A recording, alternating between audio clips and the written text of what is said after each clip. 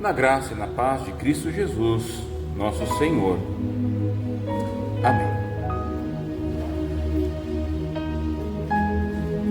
Se tem uma coisa que nos alegra, vou usar essa palavra assim, nos alegra, é quando a gente vê que a justiça, digamos assim, foi feita.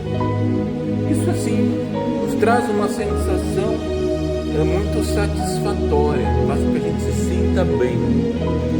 Nós vivemos num mundo cercado de tantas injustiças que quando algo acontece que parece que satisfaz esse nosso senso de justiça,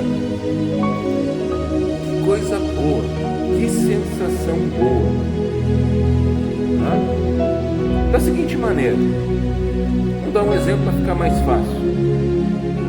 Quando você vê alguém que está fazendo algo errado, se dando mal, um bandido está cometendo um assalto e não dá certo o assalto, ele acaba sendo preso, né? Ou toma um laço lá do pessoal na rua. Quando a gente olha uma situação dessa, não dá vontade de assim, bem feito. Bem feito. Quem mandou roubar? Né? Quando a gente está no trânsito e passa aquele pessoal de moto empinando a roda e fazendo barbaridades lá, não dá vontade de assim, tomara que caia um tombou. E se a gente vê cair, ele diz, bem feito. Não era para estar fazendo isso mesmo. Na escola, aquele aluno que está sempre colando nas provas, não faz os trabalhos, quando chega no final do ano ele é reprovado. Bem feito. Mereceu.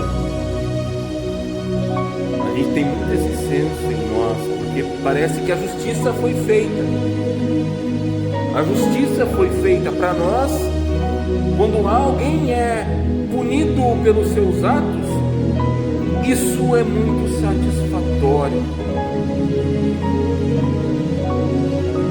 Tantas injustiças, quando a gente vê algo que nos instiga a justiça, a nossa justiça, que coisa boa. Enche a boca para dizer bem feito. Nós pensamos assim, nós sentimos assim, a questão é, será que Deus pensa como nós e age da mesma forma? Quando olhamos para a palavra de Deus, por exemplo, ali no texto que nós lemos hoje, do profeta Ezequiel, ele viveu um tempo mais ou menos ali por volta do 6º século antes de Cristo, um momento extremamente difícil para o povo de Israel, um momento mais tenso e mais complicado. Alguns séculos antes, o reino do norte tinha sido levado como prisioneiro pelos assírios e tudo foi destruído. Sobrou só o reino do sul, também chamado de tribo de Judá. E Ezequiel estava ali nesse contexto, onde os inimigos da Babilônia se aproximavam para tomar a terra. E Ezequiel, então, como profeta de Deus, ele é enviado para alertar o povo que eles precisavam se arrepender dos seus pecados e mudar. Porque a desgraça e a destruição estava chegando. Mas o povo, obviamente, não ouviu. O povo não deu ouvidos ao que o profeta estava dizendo. Ele vivenciou a tomada da cidade. O profeta viu as pessoas sendo levadas para a Babilônia, pouco a pouco, até que chegou a sua vez. E depois ele volta para a reconstrução. O templo foi derrubado, as muralhas foram derrubadas, os palácios foram derrubados, não ficou pedra sobre pedra. E ao ver a história do povo de Israel e ver como eles se afastaram de Deus, como eles esqueceram de tudo, olhando essa história dá para olhar para eles e até mesmo dizer: bem feito. Não confiar em Deus, bem feito. Só que Deus diz por meio do seu profeta, no capítulo 33, versículo 11, ele diz: juro pela minha vida que eu, o Senhor Deus, não me alegro com a morte de um pecador. Eu gostaria que ele parasse de fazer o mal e vivesse. Povo de Israel, pare de fazer o mal, porque é que vocês estão querendo morrer. Deus não se alegra, não é satisfatório para ele ver o mal se dando mal. Deus não se alegra na condenação do pecador. Deus não pensa e não age da maneira como nós agimos e pensamos muitas vezes. Quer entender a mente de Deus? Vamos fazer um pequeno exercício. Quem é pai, quem é mãe, ou quem tem alguém que ama muito, se você vê essa pessoa que você ama fazendo alguma coisa errada, você fica feliz com isso? E se essa coisa errada que essa pessoa está fazendo trouxer uma consequência grave para a vida dela, você fica feliz com isso? Ou que você gostaria que essa pessoa parasse de fazer o que está fazendo e voltasse a fazer o que é o certo? O que você escolheria para o seu filho? O teu irmão? O teu amigo? Você levaria até as últimas consequências sem falar nada, só para no final dizer bem feito? Se deu mal? Ou a gente tentaria de todas as formas possíveis alertar, para que tivesse tempo, para que as coisas não chegassem aonde chegaram? Assim Deus pensa, é assim Deus age. Ele quer a mudança, Ele aposta na mudança e nos dá até o último suspiro de vida tempo para o arrependimento, para a salvação do pecador. Deus acredita em nós, Deus nos dá muitas oportunidades, Ele deu muitas oportunidades para o povo de Israel, enviou os seus profetas para que o povo parasse de pecar e não adiantou. Teve que vir o inimigo, teve que vir o exílio, teve que ficar 80 anos longe de Jerusalém, toda uma geração mudar para que eles se arrependessem e reconhecessem os seus pecados.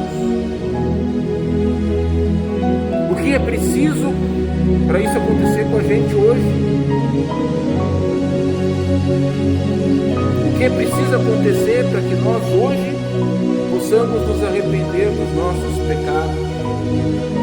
No mundo de hoje entender que está indo no mau caminho. Na leitura do Evangelho,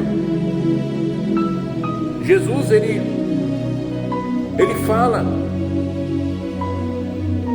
fala algo que é preciso ouvir ainda hoje. Chegaram para ele e contaram: ó Jesus, Pilatos mandou matar os galileus lá enquanto eles estavam oferecendo a oferta a Deus no templo, o sacrifício. Mas a intenção por trás dessa fala era bem feito, né? Eles fizeram alguma coisa errada e Deus os castigou.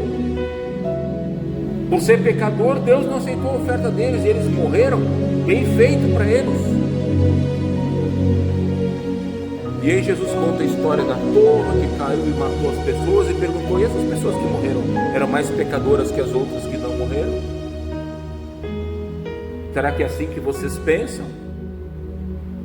E ele termina com a lição da figueira, mostrando que a figueira não tinha frutos, mas Deus diz: vamos dar mais um ano, vamos dar mais um tempo para que ela produza. Jesus não está falando de figueiras, Ele está falando para cada um de nós, para o mundo, do seu tempo e para o nosso tempo. Se esse mundo ainda não acabou, se ainda temos mais um dia para viver, é porque Deus ainda está afofando a terra do nosso coração. Deus ainda está dando tempo para a gente produzir frutos da fé e da vida. É porque Deus ainda não desistiu de nós, porque não é assim que Ele pensa. Ele não quer o mal dos maus, até porque a seus olhos o mal sou eu, é você, é todo aquele que peca contra Deus.